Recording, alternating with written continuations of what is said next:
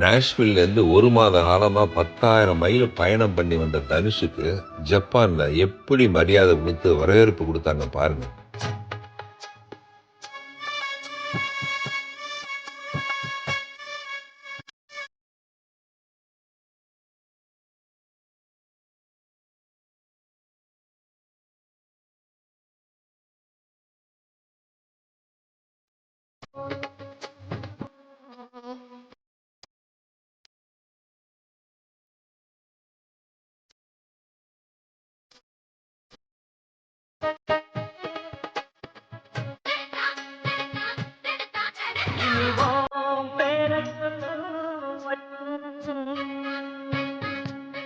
தன்னுடைய மகனோட 8 ஆண்டு கால கனவை நிறைவேற்றி வச்சிருக்காரு நடிகர் நெப்போலியன் அவர்கள்.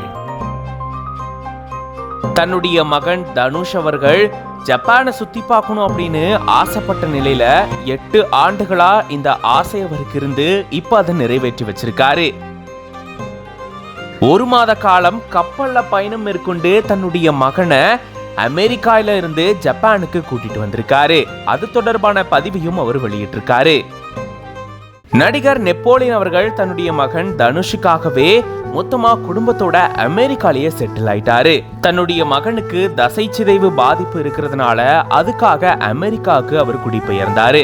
அதே போல தன்னுடைய மகனோட ஆசையை நிறைவேற்றணும் அப்படின்றதுக்காக அவருக்கு பிடிச்ச எல்லாத்தையுமே நெப்போலியன் அவர்கள் பண்ணிட்டு வராரு. அந்த வகையில தான் ஜப்பான் போகணும் அப்படின்னு இவருடைய மகனுக்கு ரொம்ப நாள் ஆசையாம். கிட்டத்தட்ட 8 ஆண்டுகளா இந்த ஆசை அவருக்கு இருந்திருக்கு. அந்த ஆசை தான் இப்ப நிறைவேறியிருக்கு. 1 வருஷம் திட்டமிட்டு அதுக்கேத்த செயல்பாடுகளை கடந்த 6 மாத காலமா செஞ்சு இப்போ ஒரு வழியா ஜப்பான் வந்துட்டோம் அப்படின்னு சொல்லியிருக்காரு.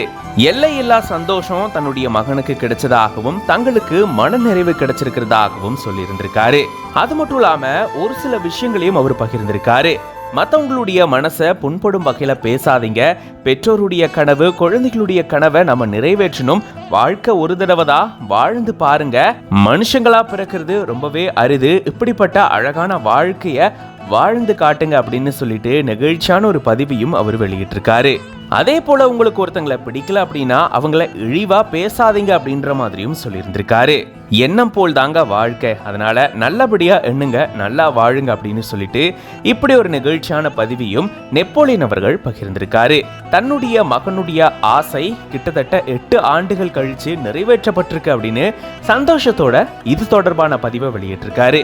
இது பத்தின உங்களோட கருத்துக்களை கமெண்ட்ஸ்ல சொல்லுங்க. மேலும் பல செய்திகளுக்கு பிஹைண்ட் உட்ஸ் பேஜை ஃபாலோ பண்ணிக்கோங்க.